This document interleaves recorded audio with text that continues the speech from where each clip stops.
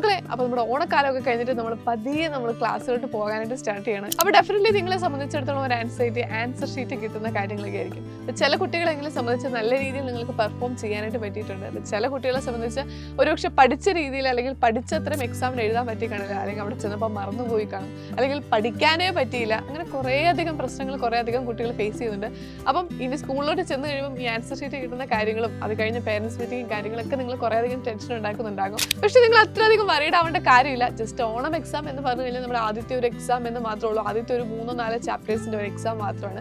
നമ്മളിത് സീരിയസ് ആയിട്ട് കാണേണ്ട ഒരു ക്രിസ്മസ് എക്സാം തന്നെയാണ്. അപ്പം അതിലേക്ക് വരുന്ന സമയത്ത് നിങ്ങളെ സംബന്ധിച്ചിടത്തോളം ദിവസങ്ങൾ വളരെ കുറവാണ്. കാരണം ഇനി നമുക്ക് പൂജ ഹോളിഡേയ്സ് അങ്ങനെ കുറച്ച് ഡേയ്സ് പോകും. പിന്നെ സ്കൂളിൽ കലോത്സവം, സ്പോർട്സ് ഡേ, സ്കൂൾ ട്രിപ്പ്, ഇതെല്ലാം കഴിഞ്ഞ് വളരെ കുറച്ച് ദിവസങ്ങളെ നിങ്ങൾക്ക് കിട്ടുള്ളൂ. അപ്പോൾ നിങ്ങൾ ചെയ്യേണ്ട ഒരു കാര്യം എന്ന് പറഞ്ഞു കഴിഞ്ഞാൽ ഇനി മുതൽ പഠനത്തെ സീരിയസ് ആയിട്ട് കാണുക എന്നുള്ളതാണ്. നമുക്ക് പറ്റിയിട്ടുള്ള മിസ്റ്റേക്കുകൾ ഏതൊക്കെയാണെന്ന് നിങ്ങൾ മനസ്സിലാക്കുക. എന്നിട്ട് ഇനി കുറച്ച് പഠനത്തെ സീരിയസ് ആയിട്ട് കാണുക.